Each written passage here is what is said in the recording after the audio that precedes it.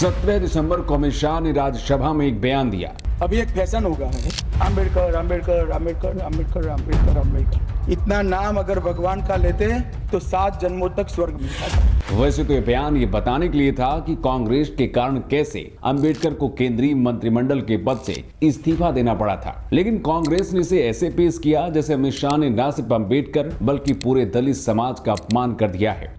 Home minister ने directly सबके सामने जो उनका माइंडसेट है वो सबके सामने उन्होंने दिखा दिया। मामले की गंभीरता का अंदाजा आप इस बात से लगा सकते हैं कि इस पूरी लड़ाई में बीजेपी के 2 सांसद आईसीयू तक पहुंच गए। इतना ही नहीं, न सिर्फ एक महिला सांसद ने राहुल गांधी के ऊपर मिसबिहेव का आरोप लगाया, बल्कि 19 सितंबर को बीजेपी सांसद अनुराग ठाकुर और बांसुरी स्वराज ने राहुल गांधी के खिलाफ अटेम्प्ट टू मर्डर से 7 धाराओं में FIR दर्ज करा दी।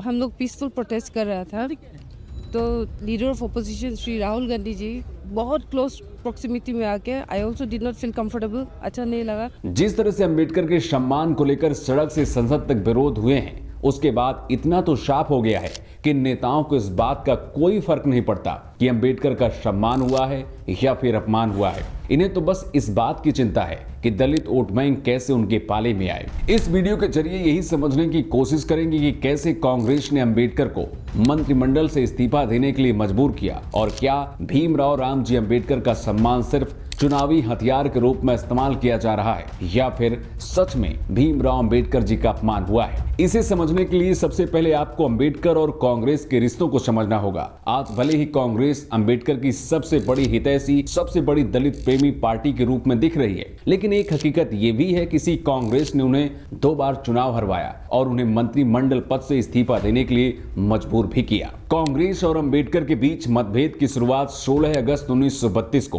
ब्रिटिश प्रधानमंत्री रैमजे मैकडोनाल्ड के निर्वाचक मंडल फैसले के बाद शुरू हुआ। निर्वाचक मंडल में दलितों और मुसलमानों, सिखों के लिए एक अलग निर्वाचक क्षेत्र का प्रावधान किया गया था। मतलब अगर किसी क्षेत्र को दलितों के लिए अलग निर्वाचन क्षेत्र बनाया गया है तो वहां केवल एक दलित उम्मीदवार को ही वोट दे सकते थे। इसी तरह मुसलमान और सिखों के लिए भी अलग निर्वाचन क्षेत्र बनाए गए थे। भीमराव अम्बेडकर निर्वाचक मंडल के समर्थक थे। उन्हें लगता था कि इससे दलितों को एक अलग पहचान मिलेगी, जबकि गांधी जी इसके विरोध में थे। गांधी जी को ये लगता था इससे हिंदू समाज विभाजित होगा और इसका फायदा ब्रिटिश सरकार उठाएगी, और उन्होंने ब्रिटिश सरकार के इस निर्वाचक मंडल के प्रपोजल को ठुकरा दिया। हालांकि उसकी जगह सितंबर 1932 में पूना पैक्ट समझौता हुआ और अलग निर्वाचन क्षेत्र की जगह आरक्षित सीटों का प्रावधान किया गया। ये वही समय था जब द्वितीय विश्व युद्ध के दौरान भारत पर अंग्रेजी राज का प्रभाव कम पड़ने लगा था और ऐसे में भारतीय नेताओं की आजादी की मांग और तेज पकड़ रही थी। लेकिन इसी समय आजादी की साझा चाहत के बावजूद कांग्रेस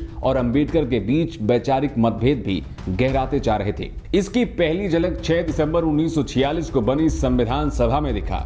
इसी संविधान सभा में 296 सदस्यों को तो चुना गया, लेकिन इसमें अम्बेडकर का नाम नहीं था। हालांकि बाद में जगेंद्र नाथ मंडल और मुस्लिम लीग के समर्थन से अम्बेडकर संविधान सभा में शामिल हुए। 15 अगस्त 1947 की आजादी के बाद नेहरू के पहले मंत्रिमंडल में अम्बेडकर को देश का पहला कानून मंत्री भी बनाया गया। अम्बेडकर पंडित नेहरू की अंतरिम सरकार में 4 साल 1 महीना और 24 दिन तक मंत्री रहे, मगर कश्मीर मुद्दे और हिंदू कोड बिल की वजह से 27 दिसंबर 1951 को पंडित नेहरू की कैबिनेट से अम्बेडकर जी ने इस्तीफा दे दिया। दरअसल नेहरू ये नहीं चाहते थे कि अम्बेडकर मेन स्ट्रीम पॉलिटिक्स में आए, इसीलिए अम्बेडकर को पहले संविधान सभा में शामिल नहीं किया गया और फिर उन्हें मंत्रिमंडल पद से इस्तीफा देने के लिए मजबूर भी किया गया। नेहरू और अम्बेडकर के बीच मतभेद इतने गहरे थे कि अम्बेडकर चुनाव जीतकर संसद न पहुंचे। इसके लिए वर्ष 1952 में नेहरू ने उनके पर्सनल असिस्टेंट नारायण को उनके खिलाफ ही मैदान में चुनाव लड़ने के लिए उतार दिया था। नतीजा ये हुआ कि अम्बेडकर 15,000 वोटों से चुनाव हार गए।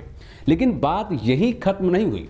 वर्ष 1954 में जब एक बार फिर से भंडारा लोकसभा उपचुनाव में अम्बेडकर ने चुनाव लड़ा तो नेहरू ने इस बार भी अम्बेडकर को हराने की पूरी कोशिश की और इस बार भी अम्बेडकर 8,500 वोटों से चुनाव हार गए।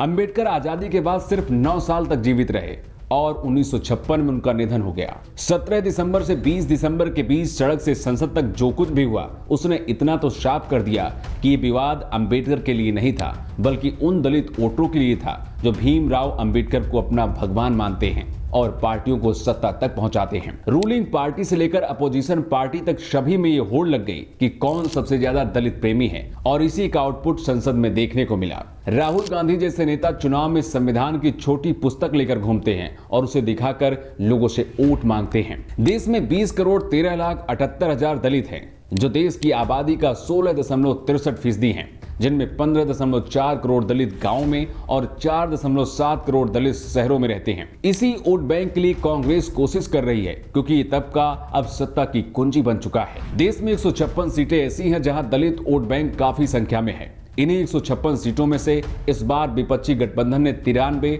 और एनडीए ने 57 सीटें जीती थी। दलित वोट वाली 156 सीटों में इस बार 2019 के मुकाबले विपक्ष को 53 सीटों का फायदा हुआ, जबकि एनडीए को 34 सीटों का नुकसान हुआ। जिस संविधान की कॉपी दिखाकर, आरक्षण खत्म होने का डर दिखाकर जो फायदा 7 महीने पहले कांग्रेस पा चुकी है, अब उसी को फिर से भुनाना चाहती है। यही वजह कि कांग्रेस अंबेडकर के अपमान के मुद्दे को लेकर काफी आक्रामक दिख रही है।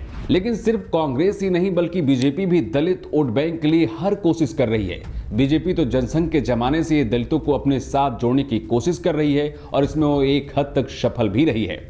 बीजेपी ये जानती है कि दलितों के बिना सत्ता के सिंहासन तक नहीं पहुंचा जा सकता है और इसीलिए कांग्रेस को काउंटर करने के लिए पीएम मोदी से लेकर अमित शाह फौरन मैदान में आ गए। जिस वक्त देश में मंदिर और मस्जिद की राजनीति अचानक से तेज हुई है, ऐसे वक्त में अंबेडकर के अपमान का मुद्दा इसलिए उठाया जा रहा है क्योंकि दलित मतदाता अंबेडकर को ही अपना भगवान मानता है। वैसे आपको क्या लगता है, जिस तरह से कांग्रेस अंबेडकर के अपमान का मुद्दा उठा रही है, उससे किसको फायदा और किसको नुकसान होगा? आप अपनी राय कमेंट बॉक्स में लिखकर हमें बता सकते हैं।